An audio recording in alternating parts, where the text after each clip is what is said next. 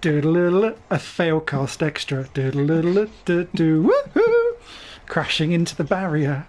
I'll get you next, Apex. Hello, everybody, and welcome to Failcast F1 with your slightly paedophilic host, Mr. Balkenberg, and alongside me is a less paedophilic but equally awesome podcast host, Mr. Definitely Zero. How are you doing, good sir? Hello, happy Valentine's to you, my broadcasting life partner. And you? How the devil have you been doing? I've been doing rather well, thank you very much, and basking in all that is there in the coronavirus of love. How about yourself? Well, I too am not dead, so that's definitely good for the benefit of the show. Yeah, I've been doing good. It's been the usual work stress, but yesterday I went out for an exceptionally good but also exceptionally expensive Indian meal. I ate all of the foods, so much so I didn't even need to have breakfast this morning. But very, very, very good. I would recommend. I'm intrigued. What would you and the amazing Anna have had for your meal in terms of because I can imagine you going for something quite mighty fine.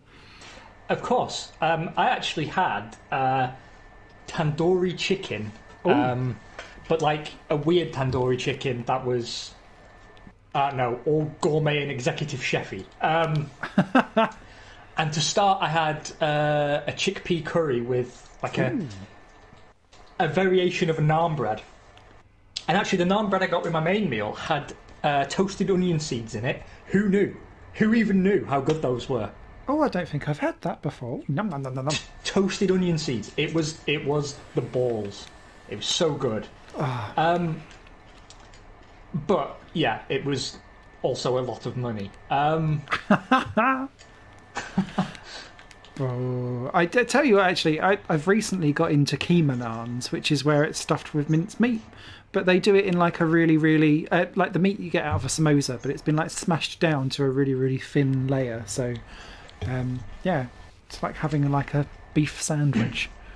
You've got to smash that meat.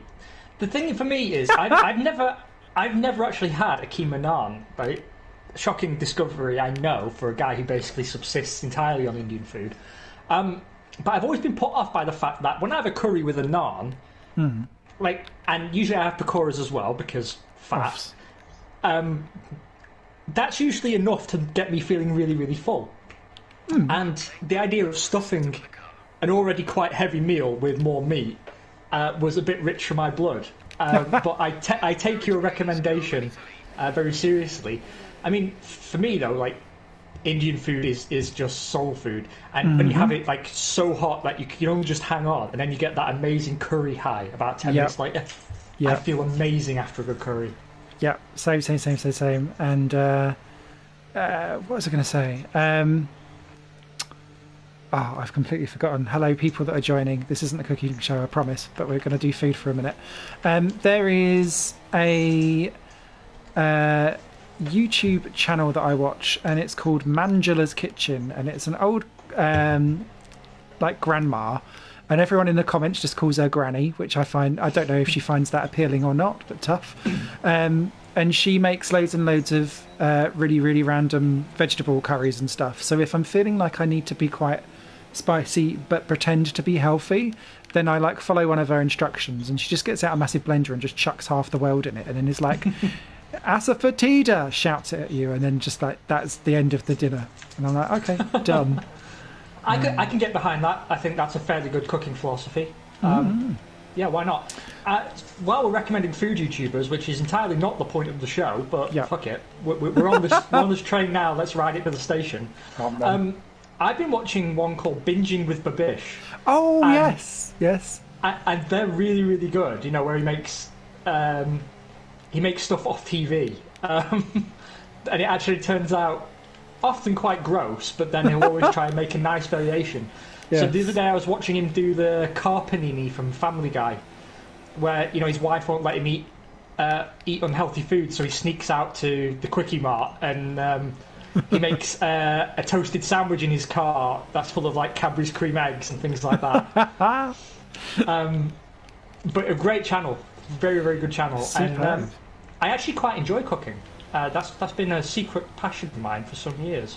I enjoy eating more than I do cooking, which is my problem. Manor House it's in the like chat this- has just said he may get a ruby later, but I don't actually know what a ruby would mean. So, to me, that means something entirely different. Isn't it Cockney rhyming slang, me old China? You're a southerner, you should know this. See, I don't think that rhymes with ruby is booby. No, it's short for Ruby Murray. Oh! I see. I'd have said a Even- Murray Walker, curry talker, just massive farts.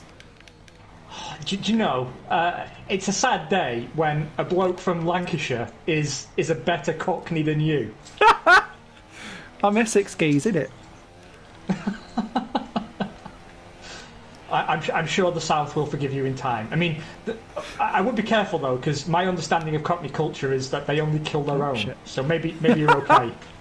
Pitchforks at dawn. Mind you, I'm just saying from Essex because I've never been on a fucking tan in bed, so we're all doomed, really. Never mind. Not going on Slag Island. So shall we talk about some Formula One on this Let's Formula One do podcast? it. Let's do it. The Formula One, the one that is Formula, and we are into sometimes some of our favourite points of the season, aren't we? With just coming up to the first parts of testing, so we get to make rude predictions that will be so far off base, we might as well be in Narnia. And we get to enjoy car liveries and the slight tiny renaissance of a car launch. Oh, all the pretty colours. It is one of my favourite times of year, to be honest. It's always interesting to see what people have done, what they've pulled out. Not just in terms of the livery, but the overall design of the car. And there has been some very interesting decisions taken on some of these cars. Mm-hmm. But we will get onto those properly in a moment, because you've touched on something that we were talking about before we went live, which is how I've come to see car launches as sort of becoming less and less significant until quite recently. Because, you know, I'm sure we aren't alone amongst the people listening to this that remember the glory days of the 80s and 90s launches, like David Coulthard and Mika Hakkinen making the Spice Girls uncomfortable, or That wasn't on the launch, though. yeah, that was after the launch. And wasn't it something to do with Channel 5 as well, which shows how truly classy that whole event was? Yes. But it used to be a big deal, a car launch. I mean, Tyrrells were always quite understated, but in general, particularly teams like Benetton and McLaren and Renault later on, they would always sort of go the extra mile, and it tended to be something of an occasion. And maybe McLaren have gone a little bit more in that direction the last few years, by having a big proper event with fans included at the McLaren Technology Centre. But in general, it's sort of calmed down a little bit, and I don't put that down to them, cost cutting or anything. I think maybe it was just seen as a bit gratuitous. I don't know. However, one or two teams did make a bit more of an effort, namely AlphaTauri and Ferrari for recruiting the bizarrest orchestra in the world, and giving their car an orchestral serenade, shall we call it? Toot toot. But in general, it's become sort of de rigueur for teams to just whip a blanket off at the test track, and I kind of miss the sense of occasion that we used to get. Because online launches I always find underwhelming as well. Like Haas's half-harsed. Here's a mock-up of what our car might look like if we bothered to launch it. Anything that's like computer generated. Because Caterham were the ones that started that. Yeah, I've never forgiven them. Dirtbags. Thank you, Manor, for saying I'm a disgrace to Essex. I'm so proud now. There's a balance to be struck by, and I think you have this for quite a lot of just events in general, of having something that can be launched online so that people feel like so you can cast your net and have a wide audience and stuff like that, but you still need to make it a bit of a spectacle for the people that have actually bothered to turn up. Because I always find it really, really funny when they're like, oh, I'm going to live stream my concert, and everyone that comes to descend on a concert can't see the people on the stage because there's giant fuck off cameras everywhere going like close up, and I was like, So no, it's quite nice that we're starting to have a little bit of vigour back into car launches. And we was just talking because there was a new update for the game that we was just waiting to install, which is why we were a few minutes late. Apologies, but I had a survey come out from f1voice.com, which is some of the stuff that does all of the fan opinions, and everyone's like, I want spec cars, and I just secretly try and get everyone's emails and bump them off in the night. And they'd sent out one specifically around car launches, and actually they were saying would you tune into live events? Would you tune into live streams? Would you go to a dedicated place with other fans? Was one question that they said to watch car launches together, which I felt was a bit don't think so. I don't wonder if they're trying to tie up car launches maybe with an F1 event in the future, where they do the F1 live events everywhere. That kind of made me think that they were thinking that route. And after the first launch, I can't remember which one it was now, but I then got a survey afterwards. It was basically, did you tune in? Did you watch? What did you think of it? What do you look for in car launches? And it was things like, I look for the performance, the car, the drivers, the interviews, or the entertainment. And I was like, well, depends how stupid the entertainment's going to be. But is there entertainment? I watched all the car launches the year before last, and most of them last year. And normally, what happens is they do some unveiling of the car, and then they get some vox pops from the drivers and some boring old man in a suit, and then everyone goes home. And the one thing Jeremy Clarkson's always been definitely right about, because when they were doing old school Top Gear, they needed a racing driver, but the reason they made the Stig mute is he correctly identified that there's no racing driver in history who's able to talk in an interesting way. and it's also true about drivers today. I mean, there are some that are personalities that can be interesting, but when they're talking about what they actually do, it's boring as fuck every time, because they have to say the same thing over and over, and it's all to keep the sponsors happy. Yeah. Particularly at those heavily curated press events. I'd rather not hear it, to be honest. Can we just see the car? Yep. That's what everyone's there for, really. Is the car a pretty colour? What do the race suits look like? Okay, now we can go home. Yeah. And Hello, Beetlejuice. It's funny because you're right, especially with those types of press events, you're not going to get anything juicy or any kind of off-the-cuff comments, because it's so heavily press force-fed and cookie cutter.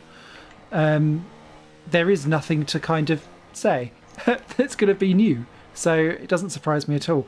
I think one of the interesting questions that came out of the survey, and it continues to make me worry about how spec F1's going to go in the future, is it asked a direct question, was basically, do you prefer finding out about a new livery on a car launch or seeing what's new technically? And I went out of my way to click technically, even though, to be fair, I do look at the livery first and judge that, because I want to still have individualism in Formula One Plus, and I shall keep my crusade for until we die. No, I mean, I understand why they asked that question, and to be honest, I agree. The livery is the first thing I look at, but I definitely also look at the touches of the car.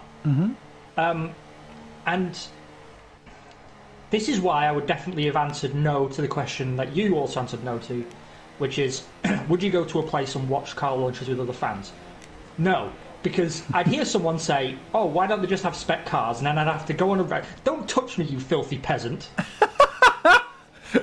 Hands off the merchandise. Yeah, just be gone. Go to IndyCar where you belong. Lol. Yeah. Yeah, no, there's a million spec series. We don't need another. Be gone with you. Death nails. Love it. Yes. Beetlejuice also adds, he generally agrees, but it seems to be universal to all sports. If you listen to footballers after a match, yeah, very good point.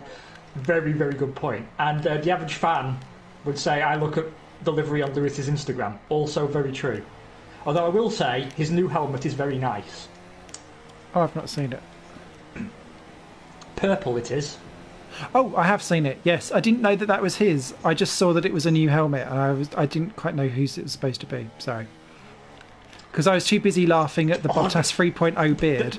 There's an inappropriate joke just hanging there. just hanging there. The problem is that most of his body's already hung out on Snapchat, so I don't need much to the imagination of his purple helmet.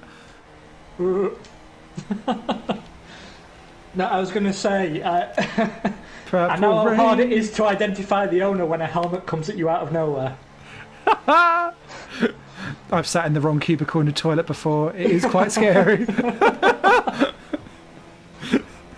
Oh, we're going to get kicked off one of these platforms one day. That's why we live life on the edge. On the edge of failure. So, why don't we... before we get onto the car launches and what we've thought so far, because that's kind of the highlight, why don't we quickly have a chat about some of the other news that has been going on in the world of news. Now, the big one that's had us both scratching our little bearded chins was the announcement of the world's boringest man, Stoffel van Dorn, confirmed as a Mercedes F1 reserve driver this year. We were both a little confused about that, but at the same time I was kind of thinking, well, actually I suppose, why the fuck not? Because Ocon's gone, and they can always steal Georgie Russell, I'm sure, if they really needed to. So maybe it's like the equivalent of putting him in the corner with the colouring book. I don't know. But I don't know. The press was trying to spin it as, well, this is his chance to make a comeback, and I was thinking it really isn't. I don't think he wants to make a comeback. Comeback, because he's doing so well in Formula E as it is. Beetlejuice asks, will he be the next Luca Badoa? I don't know. That's quite a lofty goal for someone like Stoffel. Hands off my Luca. I mean, to be honest, he was only announced yesterday or this morning, and I'd already forgotten.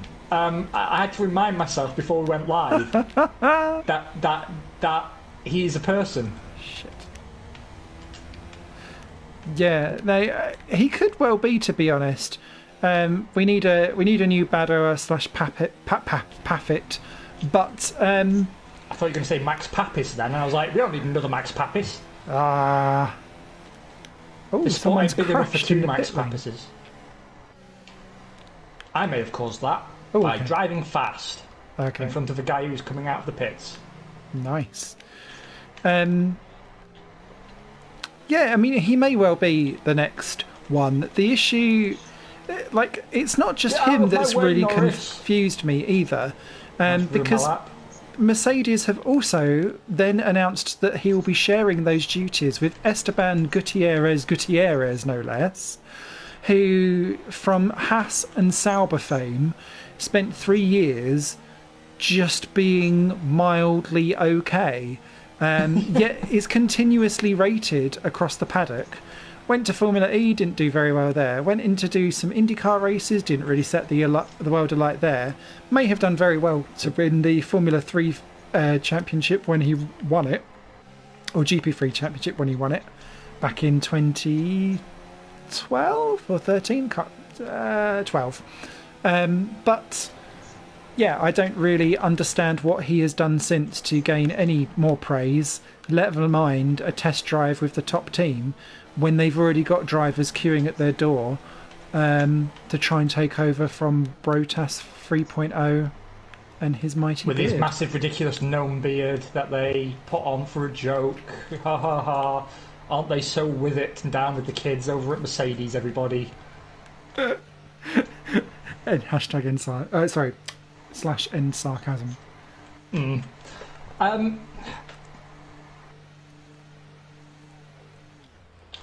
Oh, fuck. Oh, please don't say you've just crashed. No, I very nearly did. I was reading Beetlejuice's comment and it made me laugh a little bit, and I missed my breaking point. It's all right. I don't really need to go again. I was just doing it so my screen wasn't boring. Yes, he was a Ferrari sim test driver, Gutierrez. So he has been around the block. That was when they took him on, as well as Jean-Eric Verne, for a bizarre year. Yeah. Jev was a real loss, I think. Gutierrez, less so. I said to you before we went live, the only thing I really remember about him, aside from the teams he drove for, was that he was upside down a bit once. Yeah. Which hardly qualifies as sort of a career highlight.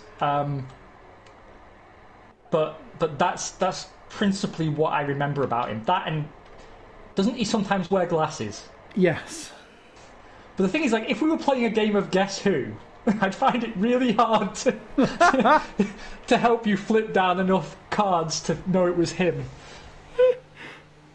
Oh, yeah. But Beetlejuice says he misses one thing about Stoffel. This is what made me laugh and miss my breaking point. Ooh. The look on his face at the Belgian Grand Prix when the Dutch guy gets all the support.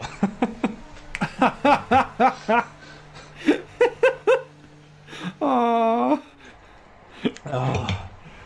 Oh dear, we've lost a Ferrari. RAI this year is hilarious because, again, Kimi has not made it out of Q1, but Russell is ninth. I completely rinsed Sector 2. Thanks, Beetlejuice. Your help is always appreciated. I've gotten a bit complacent recently. I haven't been crashing quite enough, so it's always good to have a little nudge here and there. Love it. Yeah, I rinsed Sector 2. All the time I gained over you is just Sector 2. Yeah, I think you've got a good 3-4 temps on me here. Well, you're faster than me in Sector 1 and 2 by a few tenths, but I'm faster than anybody. The next person is 9 tenths down on me in Sector 2. I added extra wing to my car because it's a wet race. What? Why was I not informed of this? Oh no! Jeff! Oh no! Oh bollocks! Esteban, it's James. There's another one. There's another one for the comments. Well, it's only light rain though. It's not heavy rain. That's enough. Don't worry. That is definitely enough. I'm so bad in the wet in this version of the game. Right, well, I'm going to stay in the pits a little bit. That's punishment to everybody who's finding this funny. I'm going for a test.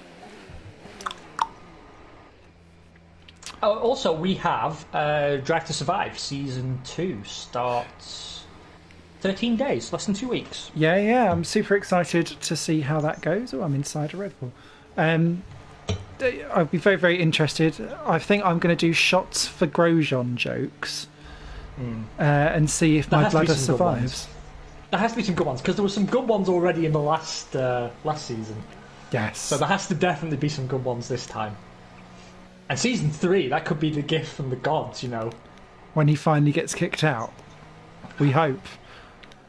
Well, I mean, I don't know, he could redeem himself. The thing is, like, he's become a punching bag the last few years. Primarily mine. I've eased off him a bit. And it's partly because I really did believe in him. Yeah, I thought he was going to be amazing, and then it's just damp squib. Yeah, I mean... 2012 is a very long time away. Yeah, not even meh. Because, you know, meh doesn't crash into the wall under the safety car and blame a driver who's nowhere near them. And, like, he's crashed under safety car or on the warm-up lap more than once. Yep. And then, you know, in the pit lane at the British Grand Prix, span it for absolutely no conceivable reason. He's just become sort of allergic to success. It's interesting because he has become the internet punching bag, and I did read an interview where they the entire interview was basically, how do you feel that the whole internet just finds you hilarious all day, every day, and no matter what you do, we will basically make a meme out of it. And he was quite like okay about it, but it must be quite difficult to, like, at some point. and I don't know quite where I sit in this on my own head, is the fact that your Grosjean is your driver is going to get you memes all the way across the internet. Is that a good thing for publicity because of the sheer numbers of what he's doing? That's what I was about to say. I wonder if it comes up in his sponsorship discussions. Yeah, look at how much view time I get everywhere. Because, like, again, it's actually Waffle Van Yawn. He could, like, perfectly competent driver, was not crashing nearly enough, was not being so meme-worthy at all because he was so dull as dishwater. So, no screen time at all. So, I wonder if there's like a reverse psychology on it. Well, it would make some sense, right? Because what you want is... there must be some logic to it, because that's what you want, right? You want exposure, and you want... I'm sorry, what? What universe are we in? George Russell? George Russell? George Russell! Oh, shit, I keep running wide on that corner. He's about 10th in our championship. Did you see he got a nice birthday present from Nicholas Latifi? Yes. To stop him taking his shirt off all the time. Fantastic. It just made me laugh. I have to say, like, I am repeating myself, but him, Albon, and Norris have been such a breath of fresh air to the sport. Yeah. They really have. Funny how just a couple of people, just with a different attitude, can really, really change how you feel about, like, an entire sport. Beetlejuice reckons that when Haas reviews driver applications, they make their decision based on mentions on social media. To be honest, that wouldn't be surprising, because I know companies now vet your social media before hiring you. That's the world we live in now, an Orwellian police state, where I'm now unemployable because of all my Romain Grosjean jokes. Waiting for that to be a headline. Romain Grosjean memes cost me my job. I'm going to get on the phone to the Daily Star right after we're done with this. I hope someone doesn't see me when I'm drunk watching Eurovision. The amount of crap that comes onto my Twitter feed those nights. Irredeemable. Well, to be honest, like, my view is just own it. It only has power over you if you let it have power over you. Oh yeah, absolutely. Like there's a big debate here, right? Because it's tradition in Germany to put a picture on your resume, like have a photograph. Yeah, that's a very European thing. Polish people do it as well. Yeah, and it's very controversial, not least because women particularly sort of feel they're being judged on how they look. And I've had this conversation with a lot of my colleagues, and I say to them, well, then just don't put a picture on. And like, yeah, but, maybe they throw out my application if I don't. And it's like, yeah, but if you have a problem with it, like a real moral objection, don't put a picture on. I refuse to put a picture on. It's not relevant to my ability to do the job, so it's not information they need. And they'll see me interview anyway, so if they don't want, if they want to put up a sign, no ugly bastards, then they can kick me out at interview. And it's the same thing with, like, where people say, well, you tweeted this, and you just go, well, yeah, I did, so what? Like, it only has power if you let it have power. That's my view on it. And I wouldn't want to work for somebody who was like, you have an opinion, we have to get rid of you. Exactly. A couple of things I want to say on that, actually. First one, if that topic interests anyone whatsoever, John Ronson, the journalist, has a really fantastic book, and it's an audio book because someone's uploaded it onto YouTube, which is how I found it. And it's around the first woman who got sacked for being shamed on Twitter. And she'd made, I think it's some kind of AIDS joke or something to like 40 followers. And then she went and got on a plane, and then no one could contact her to get rid of the tweet because someone had decided to make her offended on it. And by the time she landed on the plane, her own boss had sacked her on the internet, and she didn't even know. And people had uploaded like a tracker to follow her plane and stuff. Bizarre. Justin Sacco, if I remember the name. But yeah, if that interests you, go and have a look at that. The other thing is drivers. Forgotten. Fuck it. Never mind. I also hate stuff like that. You are correct, Beetlejuice. I am a Grosjean phobe. So, yeah. I just have to own it. No, I really do hate stuff like that. And I think Ricky Gervais actually has this down totally correctly. He said in his Humanity show, getting offended at something someone puts up on Twitter is like being in the town square and seeing a notice board, and on the notice board there's a sign, guitar lessons, and then you rip it down and go, I don't fucking want guitar lessons! And then ringing them up and going, I don't want fucking guitar lessons! It's not for you, just move on. Yep. Completely understood. Bizarre world. I am unemployable in France, and I'm not going to jump on the Gasly train. I don't know, he's really good at Toro Rosso, but I just can't get behind Pierre Gasly. I don't know why. Yes, very strange. Maybe the French levels are just too high. Maybe I can't handle that. No, I don't know why I can't get excited by Gasly. I wasn't excited when he was announced at Red Bull, and I almost wasn't surprised when he kind of wilted like a cabbage I once he was in expected the it. seat. Yeah. They completely agree, and he's got a history of doing it as well, because he seems to get himself into sink or swim scenarios, and then it's really 50-50 as to whether it happens, because he was going to get kicked out of the Red Bull driver program, which I guess means that he would end up in the Red Bull seat anyway, because on the season that he then went to win Super Formula or GP2, I can't remember which one it was. I can't remember if he won GP2 in the end. But essentially, he'd done really crap for the first few races, and then he hadn't won anything and was falling down the order and just being a bit meh. And then once he won a race, it was like he decided, I can win, and then he couldn't stop for the rest of the season, and that's what took him to Super Formula. Okay, so it was GP2. Sorry, just working out in my head. Where kind of the same pattern started to happen again.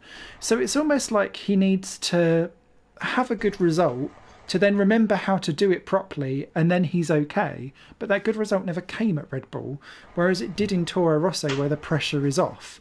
So for me, that almost puts him in a Fisichellarian, Trilliarian, like, put him in a front car, can't do the job, stick him in a midfielder, suddenly creating wonders left, right and centre.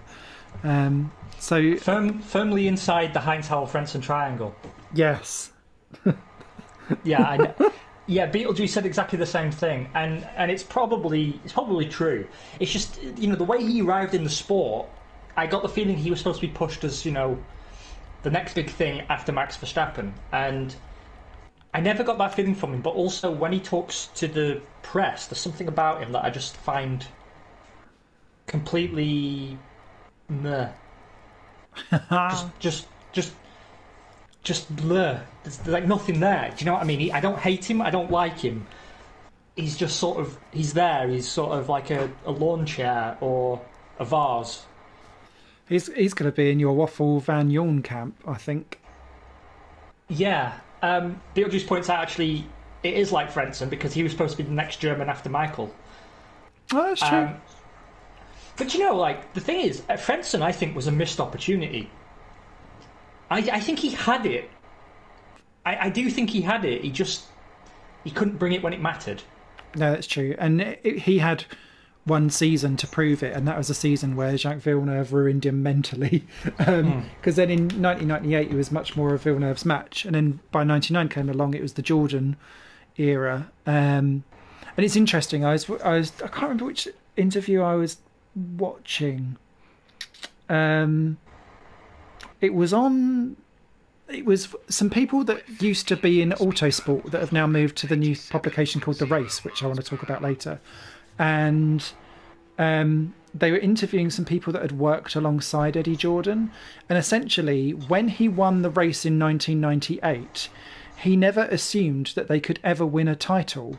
So he started to back away from F1 because he thought he'd achieved his dream and that was it. So when 1999 came along and they thought they had a championship winning chance, he'd already started to try and move away from the sport and was a bit like, I can't cope.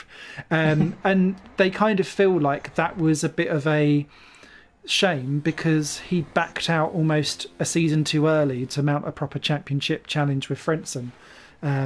Hill was abominable that season, sadly, but Frentzen proper shoe-in outside, and then it all started to kind of unrail from 2001 onwards. But I agree. Frentzen just wrong peak, wrong time, if that makes sense.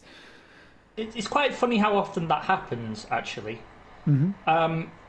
Now, obviously, we're still in qualifying. We want to get to the car launches, but I did get a very interesting message between episodes. And it was pointed out to me quite correctly that we are in the last season of the decade. And when we did our end of season awards, we should maybe have talked a little bit about the decade as a whole. Now, I'd say we should really do that at the end of this season, but there were some interesting questions, chiefly among which, and one that gave me a lot of pause for thought, was who would we think was the biggest missed opportunity / wasted talent of the decade? And I found that actually really hard to answer because there's a lot out there, really. There is a lot out there. People who either weren't given enough time in the sport or had some bad luck or were taken out of the sport when they still had something to offer. Because there is actually a surprising number, although I found it a lot easier for between 2000 and 2010 than I did between 2010 and now. Because, Beetlejuice just said it. Ocon would have been the big one had he not come back. Yeah. And a lot of people like to refer to Pascal Wehrlein, who you and I never really rated that highly. I still think Jean-Eric Verne, big missed opportunity there, and I think he's proving it. Because, really there was not much difference between him and Ricciardo. No. I also kind of think that Jaime Alguersuari had more to offer besides sick house DJing beats. Because I guess if you're looking at... It's funny because when you're looking at this kind of era, Alguersuari's one, Buemi would count. Yeah, I was never a Buemi fan, but he definitely had F1 pace. Yeah. And then, because I was just racking through my brains, the other one that kind of sticks out as a weird missed opportunity, although I don't think he really showed well at all in Formula One, would be Lucas di Grassi. I almost forget that he'd done a season in the Virgin. Yeah. But he was so comprehensively outdone by Glock that season, I didn't rate him at all. And I have to say that I didn't really know too much about his racing craft before he got into F1, and then I wasn't impressed with his F1 year at all and was not really sad to see him go because I didn't think he bought anything. But I've then become much more of a fan of him in Formula E and what he does with racing, which you talk about quite often on the cast, which kind of makes me realise that he's much more of a rounded human being. And I wonder if he came to F1 either too early or it was just that second seat in that Virgin team just always seemed to be nowhere near as good as the other one. Whether that was Glock outdoing it or just they couldn't run two cars at the same pace. Shell Peak was on my list. Kamui Kobayashi. Absolutely.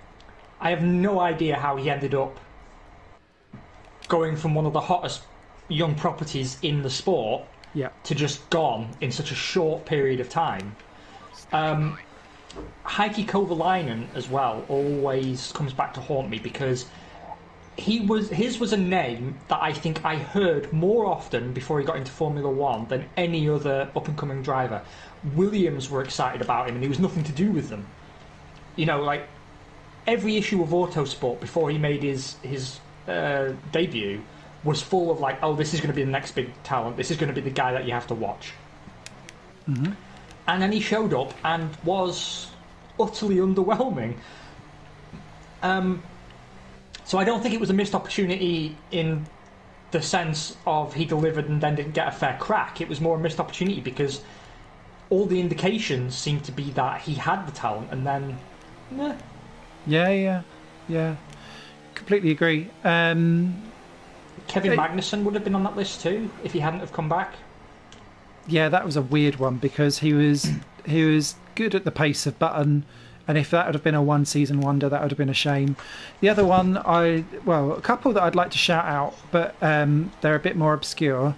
Andre Lotterer for his only single one-lap race in the Caterham. I think he's shown he has got more than what it takes, but didn't want to come back and do anything anymore. And more of a, I'm so intrigued, I'd like to have seen what Will Stevens could have done in a car that wasn't 2 seconds off everyone else. Because I think he was... Will Stevens. Yeah, I just think that he'd done such a quietly solid job, was doing better than Roberto Merri, who is a good front runner in GP2. And I don't know what he's then gone and done since, and I'd have just liked to have seen a proper, wide boy geezer having a go elsewhere. It's always difficult with those back teams to kind of go, oh, what could you have done elsewhere?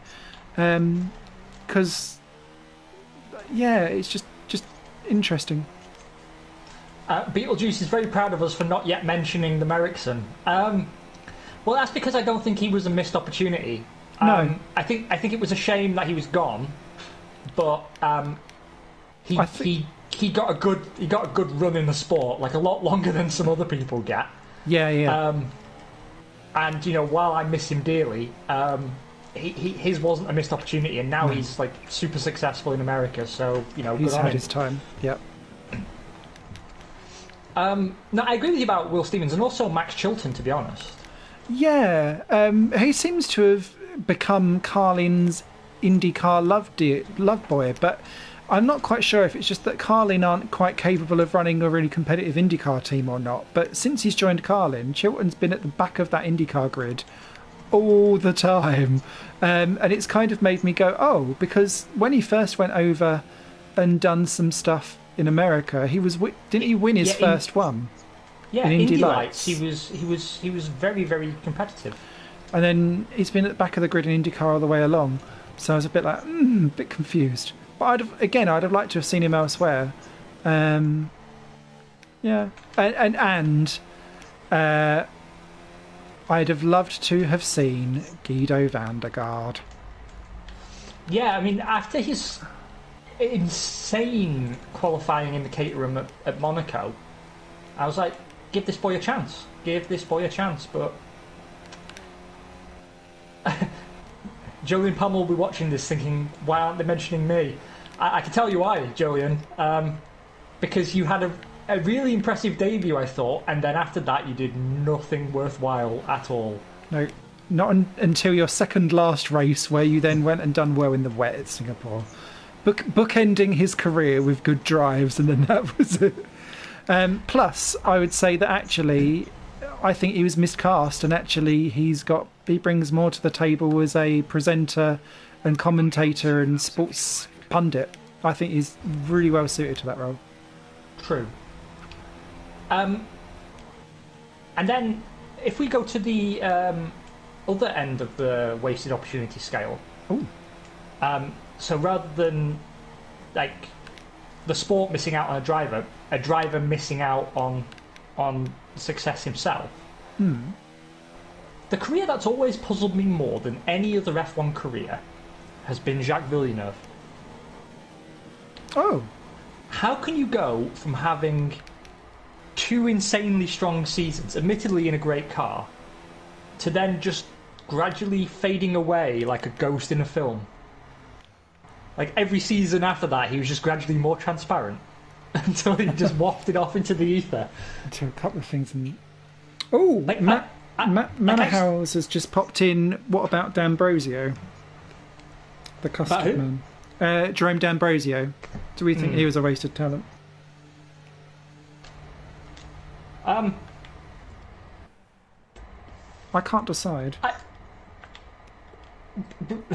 What I could definitely say with some confidence is Jerome D'Ambrosio is a person who exists. Oh, I could definitely say that about him. he does one in Formula E. Yeah, he does all right, but you know, he never tickled my G-spot. Not a custard fan. I agree with you on Villeneuve, though. When was the last time that a Formula One world champion was being kicked out of a Sauber? Yeah, I know. I always forget he drove for Renault as well, like inexplicably. Oh, yeah, for the last couple of races when they bitten... Was it Trilly they got rid of, wasn't it? Yeah. Beetlejuice does correctly point out that he did get some podiums out of the 98 Williams, which, you know, took some doing. Yeah, I agree. But, I mean, obviously leaving Williams was the worst decision he could have made. Particularly, it was a greedy decision as well, to go and enrich his manager by moving to BAR. That is true. That is true. And then with his Beyond the Grid episode, he basically then, because they were friends, he said that it basically clouded all of his business judgment, that when he was offered to go elsewhere, he felt so loyal to his friend that he didn't want to leave. And so effectively that single-handedly ruined his F1 career. Whether or not he'd actively say, would I have changed anything, I don't know. But I just found that really interesting. I think Beetlejuice has got a very good analysis here. You know, a lot of bad decisions, and his career really went down from joining Pollock's team to staying to expecting a champion's treatment at Renault and Sauber after his bad performances. Yeah, I agree. Although, you know, I don't know why. I have some fond memories of his time at Sauber, and I'm really not sure why, because I don't think he did a very good job, did he? No, he... the 25... Oh, start again. The 2005 season was absolutely atrocious. Because I remember... Because I watched it not too long ago, the 2005 German Grand Prix. He's all over the shot and like off the track for the first lap. Then he crashes into Robert Dornbos in a Minardi. Then he crashes into the other Minardi. Then he crashes into Thiago Montero's Jordan. And this is in the first, 15 laps. And there's a bit where he hits the back of Montero's Jordan down at the hairpin at Hockenheim. And then it does a cutback to the Sauber crew. And they're just laughing. And I think Martin Brundle's just like, well, because they were kind of implying that actually he'll be kicked out from that team really soon. It wasn't until a year later. But in 2006, he was on the pace and actually doing really, really well. And it wasn't until he had that crash again at Hockenheim, actually, and didn't take the race, that they were able to slip in a Kubica and then never bring him back. So, bit of a weird end. I didn't think he'd done too badly at BAR, to be honest, but it was just, if you're a world champion, you should be able to comprehensively beat your teammates, which would have been, at the time, Olivier Panis, Jenson Button and Ricardo Zonta, and he only done in Zonta. Panis and Button were easily a match, so it kind of makes you go, Yeah. As famously referenced in that song, things that make you go, Jacques Villeneuve is actually in that song. Because he does make you go, that is true. Because something else about that, you know, I mean, I still think Jenson Button is, by and large, so easily forgotten by people, and I don't know why, because most of his career, he's been on it, you know. I think some of Jenson's best drives were in the BAR. I mean, obviously his ultimate drive was Canada 2011. Yeah. But, you know, I remember his first win was in the BAR, and that was a sensational drive. And I remember seeing him get his first pole as well. Yeah, I remember that. Here's a good shout out. Although, I don't really know where he's gone now. Manor in the chat has just put Lopez for when he signed up to be the USF1 driver, and then the team didn't actually come into fruition, and then he couldn't get a drive anywhere else because he was stuck signed to that and all the seats were taken. He was driving for Dragon in Formula E, which is now Penske. Yes. And I don't know if he's still there, to be honest, or if he got fired. I think he maybe got fired. I think he got fired at the end of mid last season, because he was doing... he went there to be expected to do lots of good things and then didn't. a bit like Nelson Piquet Jr., hugely Yeah, overrated. another one. Not really a missed opportunity though, because he was just a gibbon. Yeah, he was just terrible. And just basically Alonso's fuck puppet. And then another question is, who do you think, or who do we think, could have won a championship but didn't? And the name that immediately leapt to mind was Mark Webber. Yes, 2010. It's a point of personal sadness for me that Webber retired without having won a championship. Yeah, that 2010 championship should have been his, in my personal opinion. Vettel only led, of course, at the very, very end. Good lap by you, 8 tenths. I don't know where it came from, but it was there. Impressive, well done, well done. I'm having a proper think now. I would say, though, I've never won from pole. I always crash when I'm on pole, so this might be a win for you. Oh. Yeah, I mean, Beetlejuice also points out about, going back to Button, the fact that he matched Villeneuve, Lewis and Nando. Yeah. But he seems to fly under people's radar, and it's very much the same with Damon Hill, actually. Yep. I talk about Damon Hill far too much. It's really not healthy, but his career, when you look back at it, seems so short, and people forget how genuinely good he was. Because he's almost never on anyone's list as, like, great driver. It just doesn't happen. That is true. Oh, we've had a really random comment come into the chat. John Holmes, welcome. Hope you are well. I'm a bit late to the chat, so I hope I'm not going too off topic. Talking of weird and wonderful people on different drives going down the order. John has put, how on earth did John Lacey keep on getting drives throughout his career? I rate John Lacey, actually. I think he had a bit of a wayward time towards the end with some of the Prost stuff, but I thought he was all right. Actually, I kind of agree with both of you. And I know you're probably thinking, that's a stupid position to take. How can you possibly do that? But he did throw it in the bin quite a lot. No, because the start of his career at Tyrrell, he was just scintillating. Yes. At Ferrari, it was always felt that it was the car more than him that was the issue. Mm-hmm. And he was my favourite driver actually as a young boy. No. But the me qualifying on mediums did nothing to help me. But then he went to Benetton, and as I remember, Berger had a really good season, and Lacey just looked like a twat. Mm-hmm. And so he certainly paved his own way out of Benetton, and I think dropping him from Benetton was the right thing to do. Then his Sauber form was sort of all over the shop. Like, when he was good, he was really good. But I don't recall him having especially great consistency. And then there was the sort of late night at the club pity shag with Prost. And he turned up at the worst point in the Prost project. When they were driving engines that they were claiming were made by a computer company. That is true.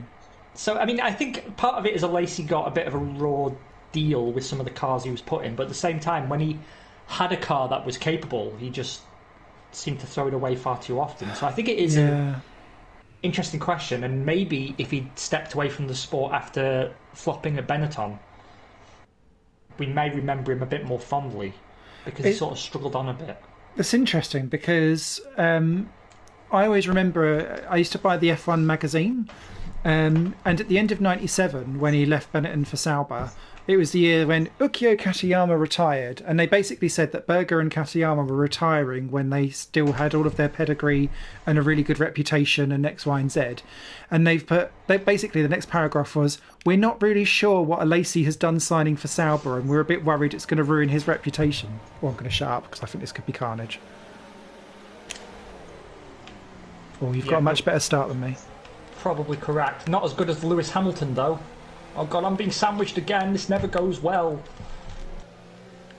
Are you off? Are you on? No. Ah, shit. I'm just trying to my keep, wing. I'm just trying to keep... Did I get your front wing? Nope. I smacked Hamilton. My fault, that one. You were fine. Oh, thank god. I was hoping for one Grand Prix where we don't twat each other. That was my aim. I think I'm still okay though, so I'm continuing on. As you have a battle with Verstappen and Norris. Looking quite juicy, this. Yeah, I'm hoping for a good race. I've not had a good wet race this season, and it used to be like, that was my whole jam. Yeah, you're usually a much better wet racer than me. I'm too heavy-footed. Well, heavy-fingered. Let's focus now for the rest of the race. Can I hold it though with these wings? That's what I'm worried about now. You've made me doubt myself. I only with my bumped everything setup. up one, that was all.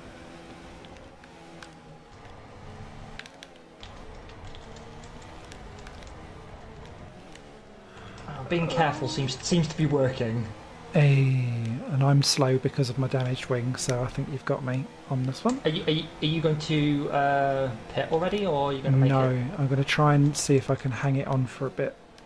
Because it's not ridiculously slow, it's just a bit slow. At some point, though, I'm going to go right into the back of Lewis Hamilton. I can tell. Yay! I'm still thinking about the question about a champion who never was. Because I think there could be quite a lot of people who could have been champion had they been in the right car at the right time. Yeah, I mean, it is the 20 to 24 best drivers in the world usually, or like 23 plus Pastor Maldonado.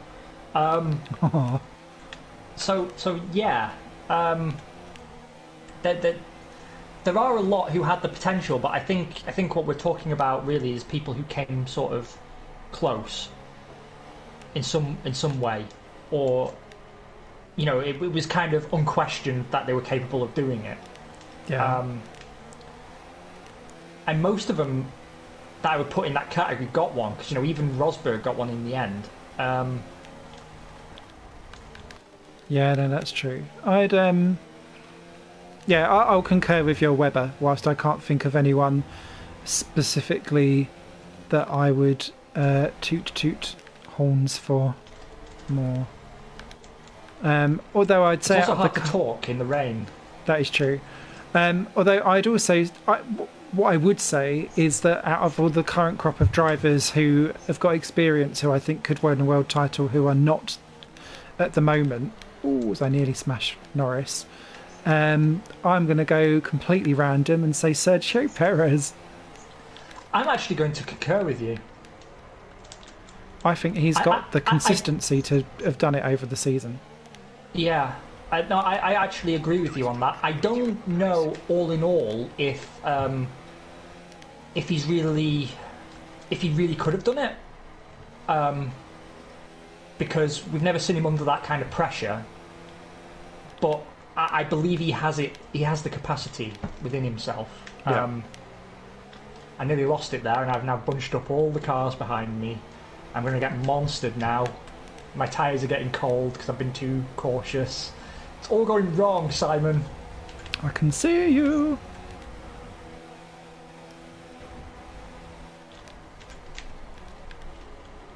Ugh. Be gone, Verstappen. I banish thee. Oh, Norris has got me back. Dang it.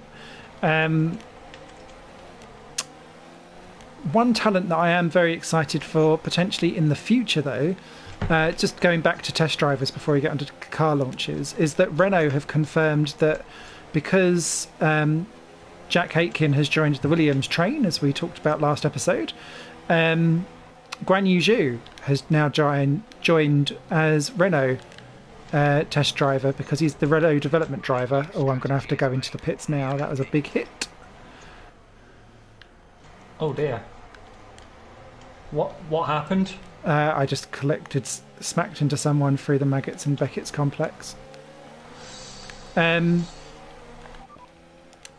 yeah, it was interesting because I remember talking about Guan Yu Zhu about 3 years ago, saying, look out, this man's going to be talented, was potentially rookie of the season in GP2 last year. And I'm really glad that he is picking up lots and lots of fans and followers and is making some waves at least. In F1. What have you done? I've crashed, of course I have. No! You out? No. Oh, virtual safety car though. Reduce speed immediately and keep a positive delta.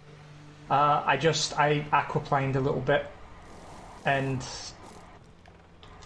too much power coming out of the corner and that was it. Gone. Exit now. Anyone who's new to this podcast or watching back on replay, yes, you can play shots for front wing changes. Lots of people that have watched this over the years have. That's probably why our numbers are so low. We used to get about 1,000 people watching this in its heyday. Now that they're all dead with alcohol poisoning because of playing that game, we only get about 50. And they realise that we can't drive. Is negative, which means you are too fast. Although again, you know, when I go into the lobbies, I win most of my races. So Yeah, it can't yeah. be that bad. VSC ending, we're going green. Maintain positive delta until the green flags. No, completely agree. I'm on... Green flag. Well, I've got the trophy on this game for being in the top tier and the top tier of safety as well. So, which I know is ironic given when you see all of the stuff that goes on this podcast. But yeah, and I'm an S rated on Gran Turismo, and that game just loves to give penalties even if you blink at someone. So, wow. To be honest, though, I'm still surprised at the quality of some of the driving in the lobbies on this game because people will just, particularly if you're going to get past them, they'll just turn into you. Yep.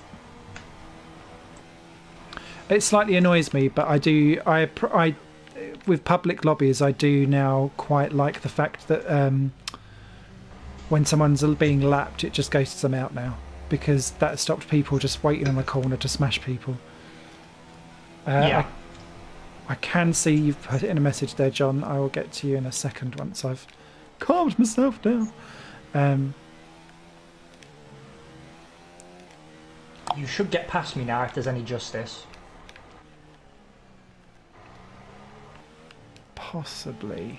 Can you believe we've gone from qualifying 1-2 to by the end of lap 5 being 19th and 20th? Love it. 0.4 seconds. Story of our virtual careers.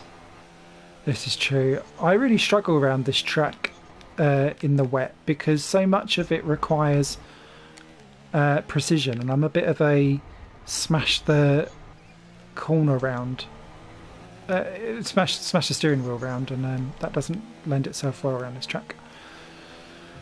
Well, shall we get on to the car launches? Yeah, now that we aren't going to be doing very much in terms of brain No. driving. I'm not far from being lapped. That's the thing about these short races. If we were still doing full-length races like we did last year, we might have a chance, but it's just not possible with 21 laps to go and possibly another pit stop. I'm definitely pitting again. Well, so the first one to break cover was the Haas, although it wasn't the new car, it was just the livery. Yeah. And the new livery is the old livery. The king is dead, long live the king. I thought it was an improvement over the old Haas livery. Agree. But still lacking imagination. Not really much to talk about, which is why it's come first. Uninspired, 1 out of 10. Ooh, No, not really 1 out of 10, but definitely uninspired. burn. It's Yeah. not it's not ugly, but I don't know. I just like to have seen them do something, you know. It is everything that screams, this is a corporate sponsor, this is a corporate project, please don't judge me. And whilst I think it is much better, and I was never a massive fan of the rich livery kind of stuff, especially when it then wasn't rich energy at all, No. and it just looked blank and a bit weird. Yeah, I still think they're my favourite livery of theirs, and favourite is being very much of a generous discussion. Probably is their first year, because it was a bit new, but that everything screams B&Q to me. Yeah, it does. It does. I'm interested to see what they actually do with the car itself, and whether there's any tweaks between testing and Australia that imply they've been keeping the cards close to their chest. Apparently, it's a lot more closely aligned with the Ferrari this time, which I have mixed feelings about, as you know, because I really don't like them undermining the Constructors' Championship the way that they do. But at the same time, their car last year was so dire that I can understand why they took this decision. Nearly lost it again there. Got to stop being so fast.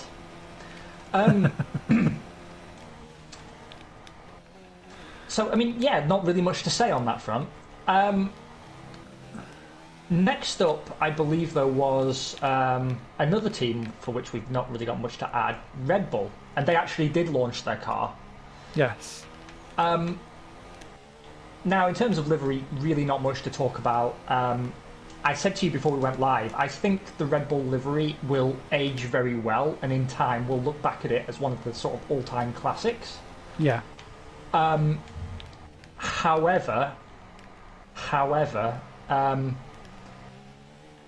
I kind of hoped for some tweak. And in terms of the car itself, it's a case very much of evolution rather than revolution, but I think that's arguably a good thing.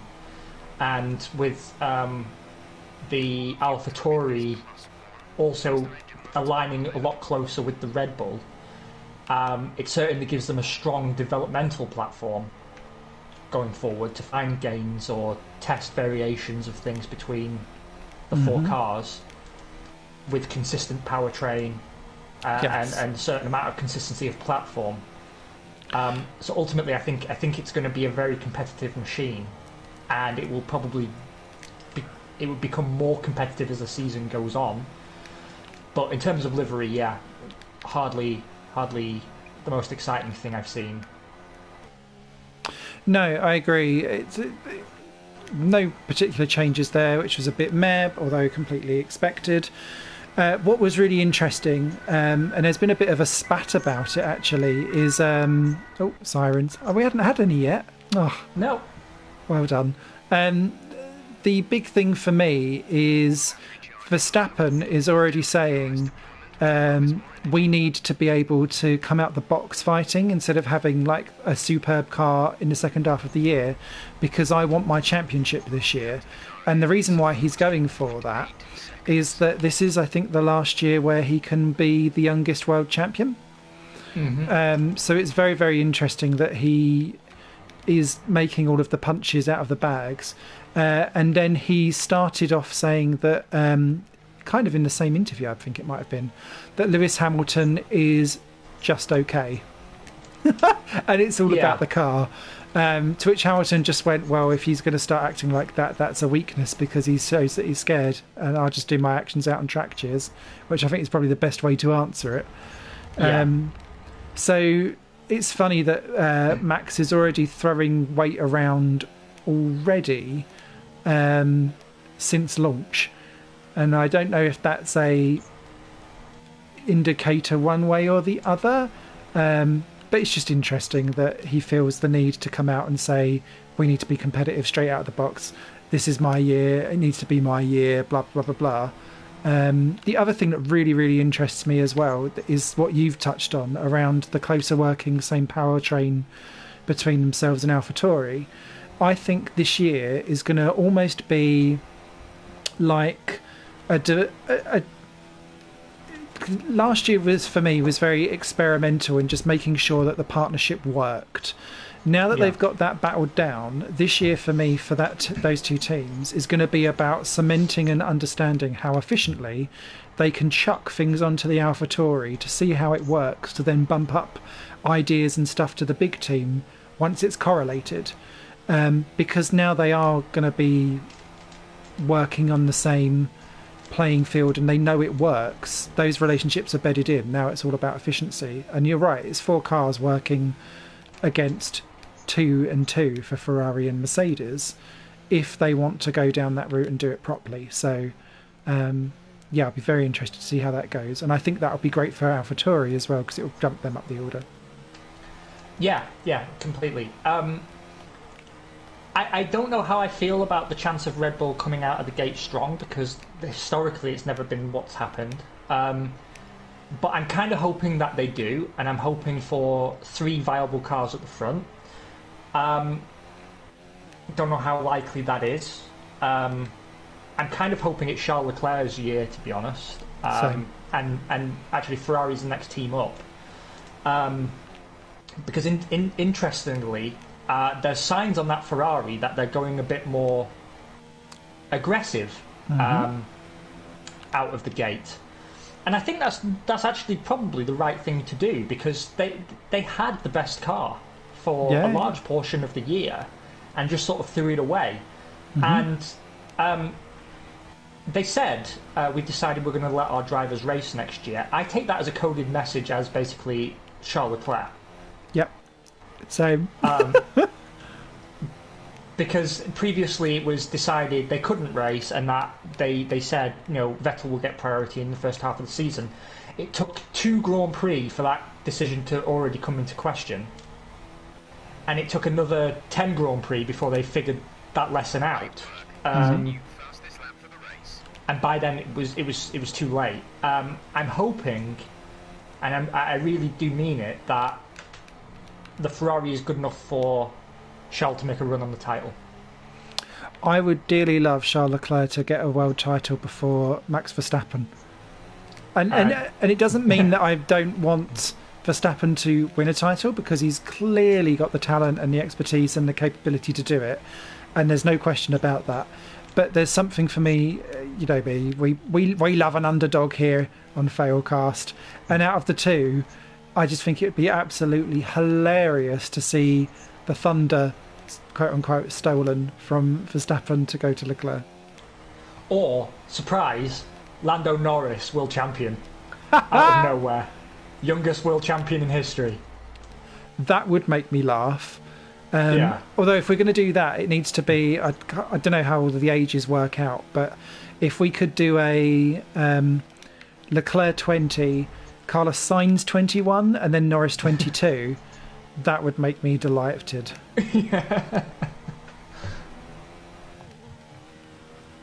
But yeah, no, you're right. That Ferrari does look really, really aggressive and more extreme. And this ties into a point that I wanted to bring up just in general. Loads of people from Autosport have left. It seems like Autosport was having a bit of a sinking ship and went to join the race, which used to be called Let's Go Racing. And I only used to follow them because they live streamed Super Formula. Now that they've started to actually build up their site and get it up and running off the ground, they've done a really good technical analysis of the Ferrari launch. And they were going around all different parts of the car with Ed Straw. And he was just like pointing out all of these different things past this car versus last year, just showing how much more angular and extreme the design is, and how all different parts of it would, in theory, work together. So yeah, I've got high hopes for that. They just need to make sure, obviously operationally this year, that they don't throw it away like they did last year. Incidentally, Alfa Romeo, who we'll come to in a moment, they are much more aligned with Ferrari this year. So maybe it's not a case of 4 cars versus 2 with Red Bull, because also I couldn't help but notice that Alfa Romeo's car shakedown was at Misano, the Ferrari test track. Ooh. Which I thought was interesting. Something else I've noticed is a lot of cars adopting McLaren's front wing. Have you noticed that? Yes. The front wing mounting points Yeah. underneath the nose, they're all very McLaren-y suddenly. Which is a nice segue because McLaren is the next team up. And the first thing I want to say is that livery was my absolute favourite. As soon as I saw it, I was like, wowzers. They finally listened to me as well, added more blue. Because in the first of the orange years, the orange looked too washed out, and I was complaining about that. And then they found the right shade of orange in the back cupboard and painted the car correctly. But then it still looked a bit anemic and washed out because there was just no dark colour offsetting it properly. And then they added a little bit at the back, and it looked really good. And now they've added it on the side pods, and it just looks so much better for it. And those side pods are very, very aggressive. That packaging on that car is sensational. I couldn't work out initially if it was because of the colour contrast made it look more aggressive, but no, I think you're right. No, it's very, very tightly packaged. I'm hoping the power unit can handle it because the Renaults do have a bit of a history of blowing up in warm conditions, so restricting the cooling is maybe not the wisest thing, but I guess this is a prep year for Mercedes. Oh, yeah. And it reminds me very much of the old Newey McLarens. Mm-hmm. That, we'll package it to my aero design and everything will just have to fit. And it looks like it was designed around that philosophy. So my only concern for McLaren is reliability. But, on face value, it looks like it should be another step forward. Maybe only a small one, but it really looks like it could.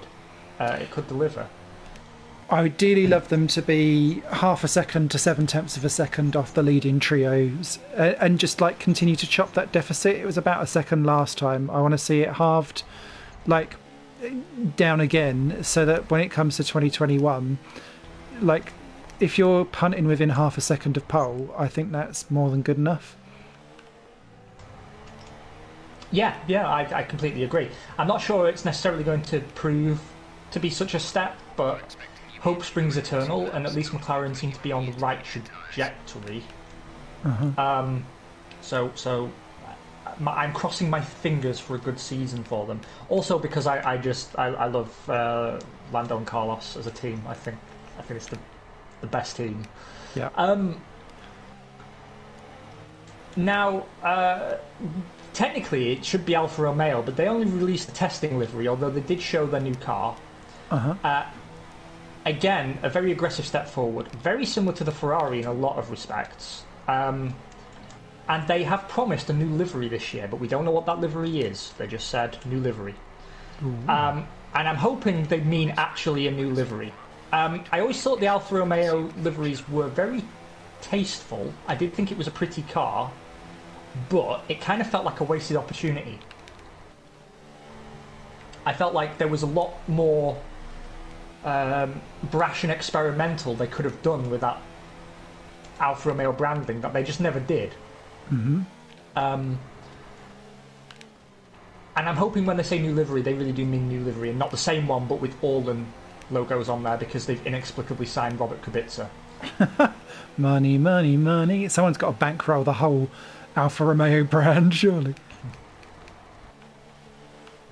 Well, not necessarily go full Italian with it, Beetlejuice, but it was one of those liveries where the mock-ups made by livery fans online were all better than the real livery, and that's what bothered me.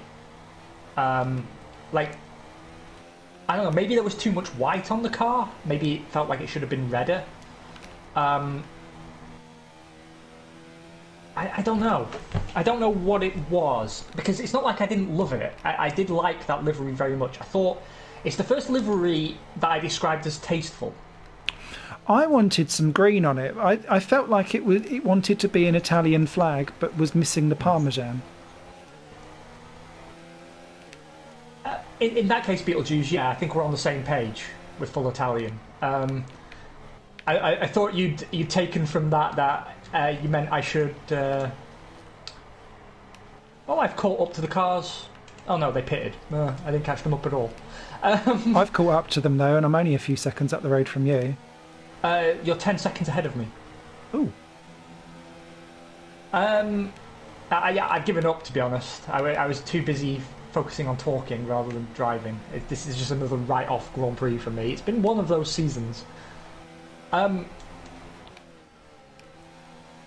yeah, by full Italian meaning brash, then we're on the same page. I thought you meant I was talking about Italian flags and and so on. I mean, to be honest, the fact that it's still Sauber as well makes me sort of a bit reluctant to go too far down the Alfa Romeo route. But then at the same time, if you're going to do it, do it properly. And I still think that team's going to be Sauber again in 2021. I'm pretty sure. And I for one will be very happy about that. Yeah.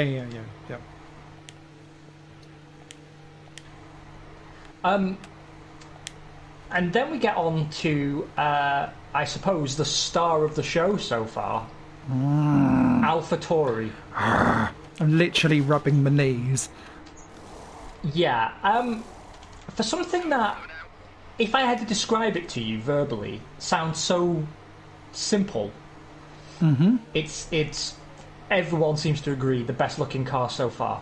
That was our last stop. No more scheduled pit stops. I'm surprised, as you were actually, you said the same thing, I'm surprised by just how much I love it. I think it's hard to do a predominantly white car well, and they seem to have really hit the mark. It wasn't the direction I expected them to go, actually. I expected them to go sort of... Do you remember the charcoaly Saubers? Yes, I did not like those at all. No, but I expected them to go that route with maybe like a blue accent or something. But they've impressed me. The only thing that bothers me, which is something I complained about before we went live, is that every playthrough of this game next year, every stream, every video, everyone's going to be AlphaTauri. That's just going to be it. But credit where it's due, it is the best looking car, and it knocked McLaren off the top spot for me. And I don't see any of the other teams doing anything to dislodge it. I know Williams and Alfa Romeo are both pitching new liveries this year. I know the Williams livery has some red added to it, so it's red, white, and blue. Nice. So I'm keen to see it, but yeah, not entirely sure it's going to do anything to dislodge AlphaTauri as the George Clooney of the grid. Interestingly as well, though, Renault planned a launch and then sort of gave up. Yes, and I've seen some... they've released some photos where it's got a lot of black on it. I can give some insider knowledge that the reason for all of that is that they're in the middle of signing a sponsorship deal which would require some colour changes, and so they're not really quite sure what colour their car's going to be. The sponsorship deal was supposed to have been done, and it isn't yet, so that's why it's all kind of a bit like hit and miss. So hopefully, for Renault's sake, they will actually do that sponsorship deal, because they're going to need to bankroll something, depending on what on earth that manufacturer is going to do in the future, because I still think that is a big unknown for the future.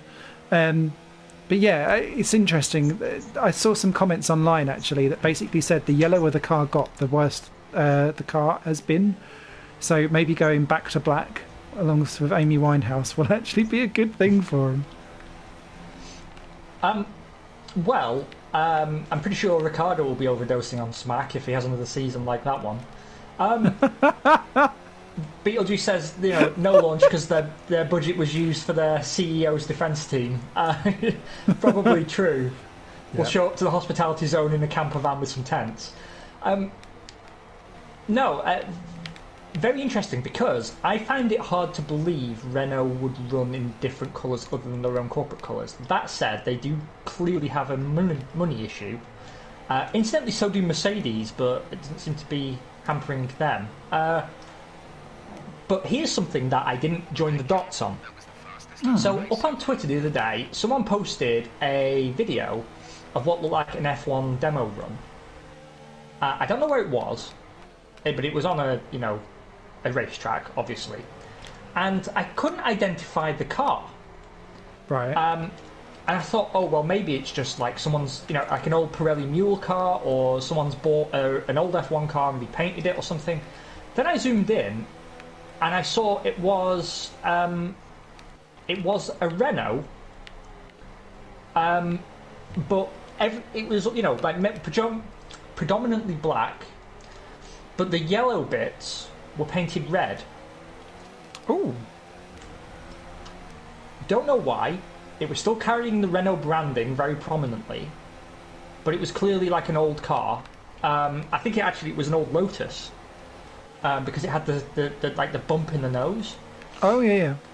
But I sort of didn't think anything more of it. I just thought, oh, that's a weird paint scheme. But I wonder now. I do wonder if they would run a red and black scheme. Would seem very weird, and I don't know who would be sponsoring them to make them do that. The PDVSA Pasta's one had a little bit of red in it, but only a tiny bit. Oh, that's not what I wanted to do. Oh, it's actually worked.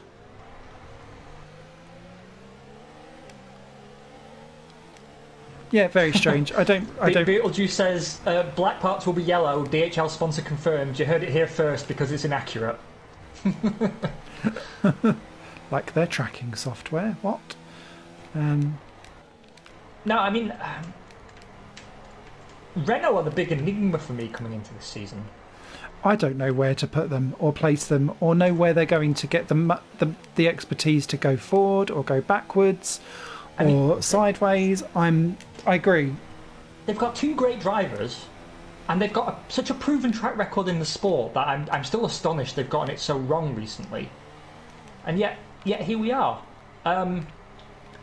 They say their aim is to regain fourth in the constructors, which is also the aim of Force India and McLaren. I wonder if they're all going to be similar on pace. It's going to be very hard to say, simply because the midfield was so mixed up last year, and it's not a new formula season. So you'd expect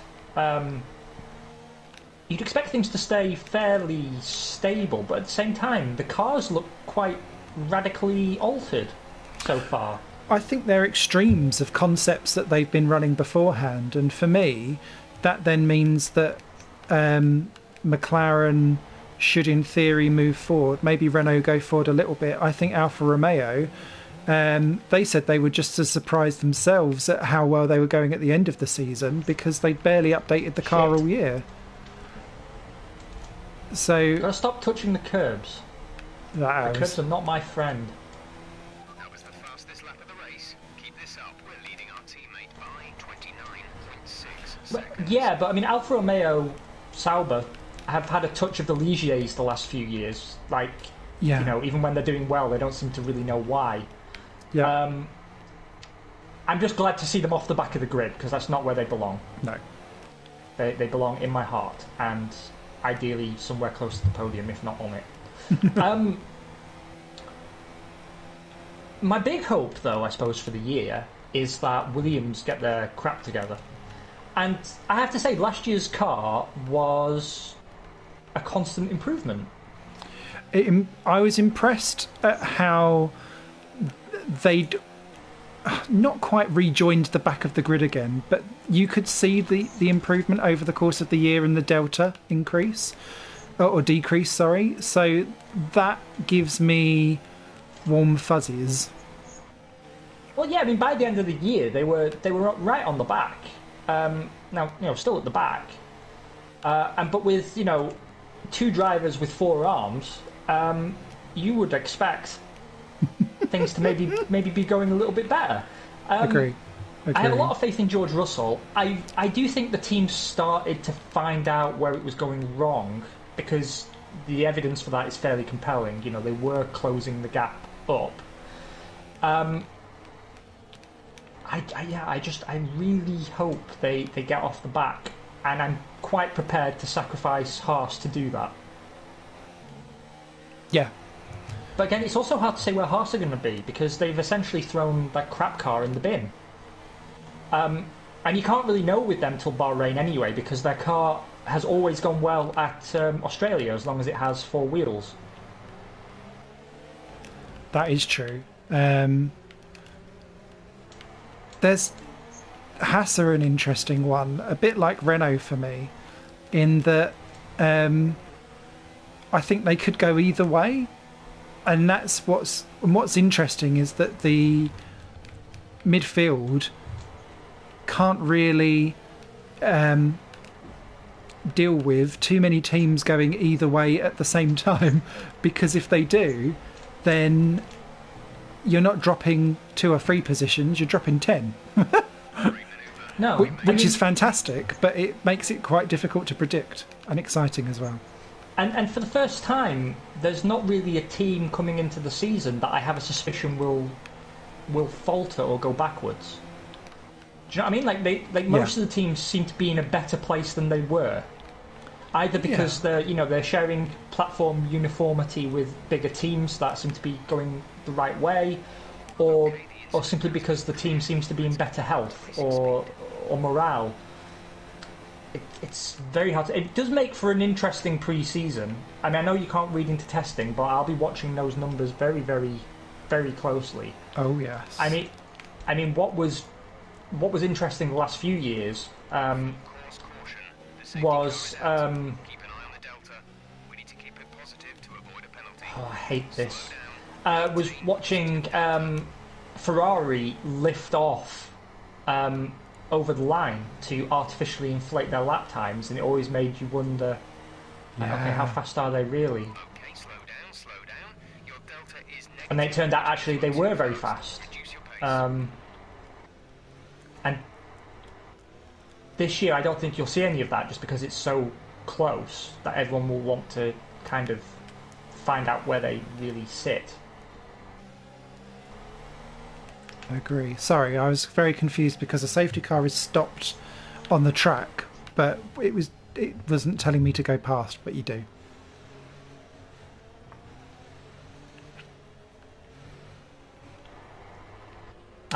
It might keep you behind the safety car until I've caught you up, and you're not far from lapping me, because I've had a lot of offs. Were you still in the lead lap though? Yes. Hey. Not by much though. I hate this delta. Yeah, I don't like this either.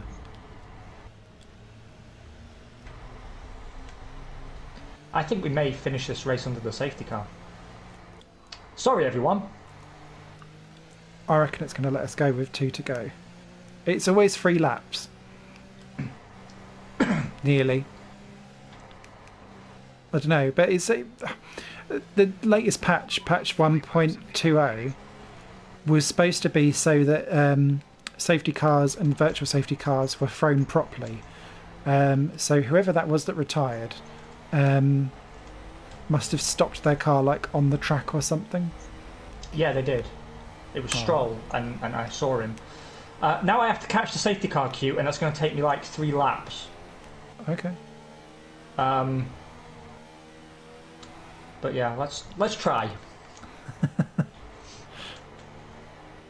Bring it.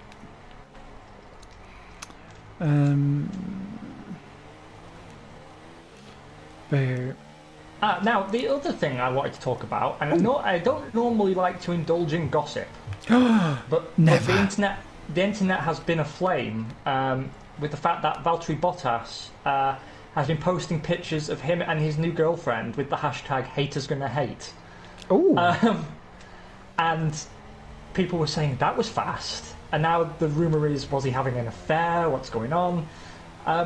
Obviously, don't really care, but it is some F1 news that's happened. Like, That his is business very is his quick. business. Yeah. Maybe the the 3.0 was actually a reference to the fact that he was in some kind of ménage à trois. Well, you know, he's got the looks for it, that Finnish stallion. Boo. Or maybe that's why he couldn't keep up the performance all year round, because he was so fucking knackered by halfway, trying to keep both of them honest. Yeah, exactly. He was flitting between two locations all the time, trying to juggle two relationships. Yeah. Hot Eskimo igloo times had by all. But not for the first time. This is going to be a seriously make or break year for him. I feel like he must just live in a china shop, because every year's a make or break year at the minute for him. But it's going to be like that until someone actually wants to sign him for more than a season at a time. And I feel like every time they do that, it's just everyone going, "We're not really in love with you that much," and they're just waiting for Russell or Ocon to pop out and say hello. I mean, I do get a quite strong feeling that this is his last season, unless Lewis retires. Yes, and I think that is purely why they do the 1 year deals, because they need to hedge their bets for Hamilton, and I don't see Hamilton going to Ferrari. I keep seeing that going everywhere. I think he'll stay with Mercedes and then go. Yeah, I agree. I mean, I knew instinctually he wouldn't leave until he'd at least had a run at equaling Schumacher's title or surpassing it. Yeah. So I honestly think 2021 could realistically be his last season if Mercedes come into the new formula and they're not championship contenders for whatever reason. Yeah. But he's my favourite for the championship this year. I can't really see past him. Although hope springs eternal that Leclerc can beat him to it, or Bottas. So I'd take a Bottas World Championship. Why not? I'd be absolutely flummoxed, but yeah. Well, I mean, the thing is, like, he's got moments where you think he could do it, but he's just so inconsistent. Mm-hmm. It's not like he can't pull out a stunning quali lap or an amazing race and win commandingly, because he's done it. It just, again, he's in the Frentzen triangle. He just can't seem to do it as often as Lewis. And I've never been the biggest Lewis fan, but I do have to say, when it comes to like digging deep and finding an extra 5/10 out of nowhere, Lewis can do it. So here's a this or that section for you to have a good rummage with. And it's gonna play who's who for your number 2. Bottas or Coulthard? Coulthard. Bottas or Massa? Oh, that's a tricky one. I'm going to go with Massa. Yeah, I suppose actually, Massa. Pre-head injury, probably. I know they say it didn't. He says it doesn't affect him, but I'm sure it did for a couple of years. Bottas or Barrichello? Double B's. Oh, yeah, Barrichello. Oh, I was going to say Bottas or Raikkonen in his Ferrari era.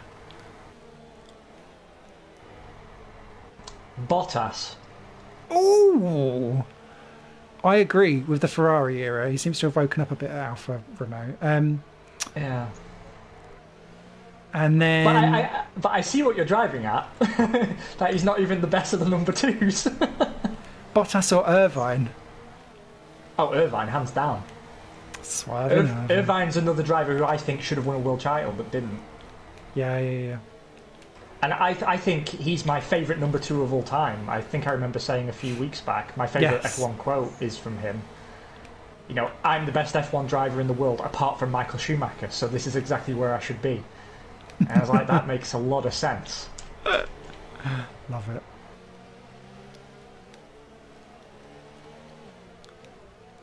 And I don't think there's anything wrong with admitting that your teammate's faster than you, if it's true. Safety car in this lap. I have actually caught up to the train, though, which I didn't think I would. Amazing. I was going to say it was a late call to get the safety car in. Yeah, it was my fault. Sorry. I hate this. Yeah. You know it's going to be a huge accident as well, involving both of us. Of course, even though there's 10 cars between us, but it does not matter. We will find each other again. We'll meet again. We're not racing yet, are we? No, which was what was confusing me. We are now. There we go, green flag. And everyone runs off into the distance because this car can't put down power with this setup. Bye!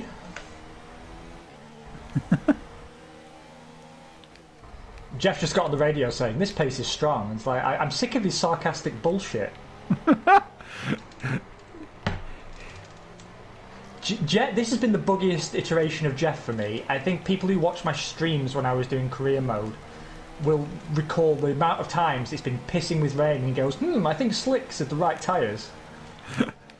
Sarcasm Jeff mode on.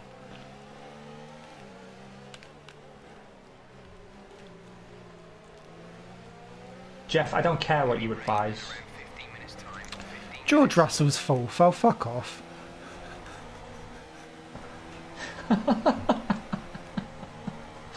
Oh, Codemasters. They got an extension to their contract for these games. Yeah, I saw that.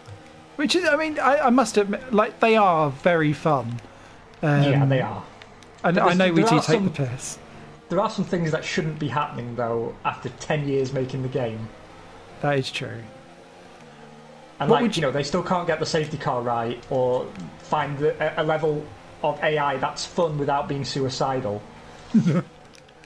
And, you know, I'm still upset that they don't have the Formula E license. And Formula E don't seem to be in a rush to bring out a game, even though everyone's demanding one. Well, they've got some content. Is it Assetto Corsa or is it the other one where they're doing the Formula E track pack and Gen 2 car? Yeah, but it's not the same, is it? I know it's not the same as having like a full dedicated game. No. And isn't it just like a generic Gen 2 car rather than the teams? Yes, I think so. Yeah, I've not bought it, so I've not played. Because you know, I want to do Failcast Formula E. Oh, by the way, I know you don't know this yet, but now you do. We're doing Indy again this year because I think we can do it better. Okay. We're doing the Indy 500 this year. Yes. Do you know what? Actually, I've been watching all of the Indy 500s from like 80s and 90s. Because the Indianapolis Motor Speedway has its own YouTube channel where it uploads all the races to. I didn't realise that they were just all online, free to watch. And I must say, like 80s and 90s motorsport television coverage is so glorious in some of its cheesiness that's going on, and the way how it tries to describe like how cars drive and race. And there was one where they was trying to show like how many calories it takes for a Indy driver to race round the Indy 500. And they've basically got a car and then they've just stacked loads of McDonald's next to it. I was just like, oh, this is like top quality class journalism all the way. Hashtag top bants. Yeah. I was watching the one where Michael Andretti retired, and it's his last one. And there's a 5-minute article, and every single sentence starts with "through his eyes," and in the comments it's just "through his eyes," and it goes on for about 10 minutes. Proper cringe. Well, finished last. Ah! I just couldn't catch the cars in front in the wet. Something we forgot to talk about. Oh, and we have to squeeze it in at the end now. Love a squeezer. Big lols that Fernando Alonso beat. There's a McLaren on the podium. Big lols at Fernando Alonso for being kicked out of every possible IndyCar drive by Honda. Yes. He got turned down by 2 teams, I believe, already, and then a third one today I saw he was blocked from by Honda. Just desserts. You need to create. You create your own bed you lie in, and he shat on all of them. So, um, love the guy in some respects, needs a slap in others. Well, see, you finished 6th? Yes. That was a hell of a recovery drive. Well done, sir. There well are some done. banzai efforts, I will tell you that. But it's Very, 20-second very- penalty. How did you manage that? I didn't even realise that I'd got a 20-second penalty. Speeding under safety car? Did I? You had a Oh. drive-through that you didn't take. Oh, fuck. Oh, well, it We couldn't didn't have taken matter. anyway. It didn't matter in the end.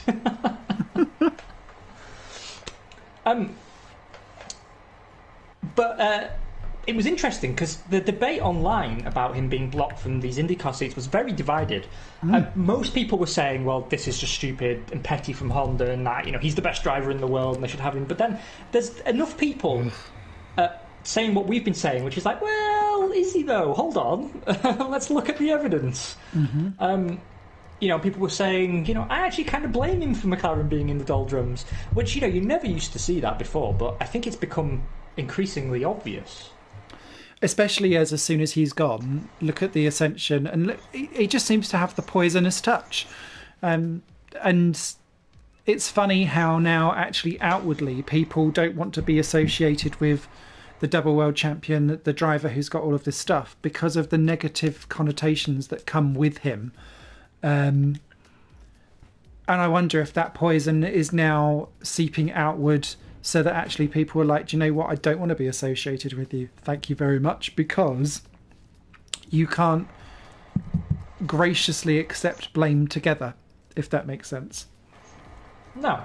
So, read what you sow. Well, thank you very much, sir. Excellent drive from you, and you're still in the run for the Drivers' Championship, a mere 1 point behind Lewis Hamilton. Well done indeed. Thank you very much. We are back in 2 weeks' time, by which time, if I'm not wrong, all the cars will be released, and maybe we've already had a test. Oh, juice. Yeah, well, there's only 3 days of testing this year, so it's extremely tight.